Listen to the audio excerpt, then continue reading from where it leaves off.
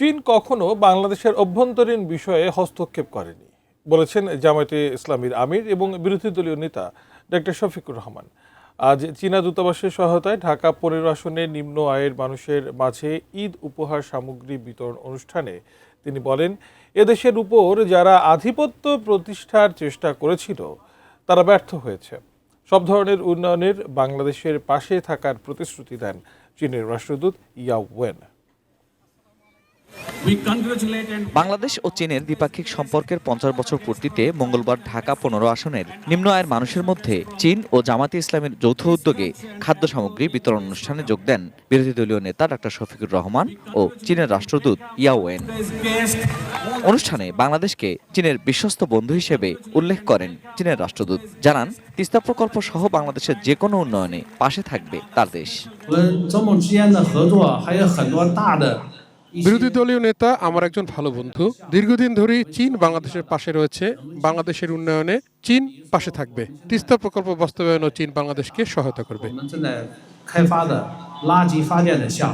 জামায়াতের আমির বলেন, অনেকেই বাংলাদেশকে কিছু না দিয়ে বরং এদেশ থেকে সবকিছু নিয়ে গিয়েও যখন তখন হস্তক্ষেপ করেন, কিন্তু চীন কখনোই তা করেনি। ফিনিশ আসলে একটা জিনিস, সস্তায় বস্তাপতা জিনিস, স্পার্টা চিনে ফিনিশ। অনেকে বাংলাদেশকে কিছু না দিয়েই, বাংলাদেশ থেকে সব কিছু নিয়েই তারা যখন তখন হস্তক্ষেপ করেন, কিন্তু চীন তা করে না। চীন অবিরত বন্ধুর পরিচয় দিয়েই চলেছে। বাংলাদেশ সহ এই অঞ্চলের স্থিতিশীলতা রক্ষায় ভবিষ্যতে চীন বাংলাদেশ একসঙ্গে কাজ করবে বলেও জানান ডক্টর শফিকুর রহমান। তিস্তা প্রকল্পের কথা মান্যবর রাষ্ট্রদূত এখানে উল্লেখ করেছেন। আমরা এই প্রকল্পকে শুধু সাপোর্ট করব না, এই প্রকল্প বাস্তবায়নে যদি আমাদের কিছু করার থাকে সেটাও করব,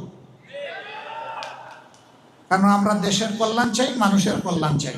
আমরা সারা দুনিয়ার সভ্য সমস্ত দেশের সাথে বন্ধুত্বপূর্ণ সম্পর্ক আমরা রক্ষা করতে চাই,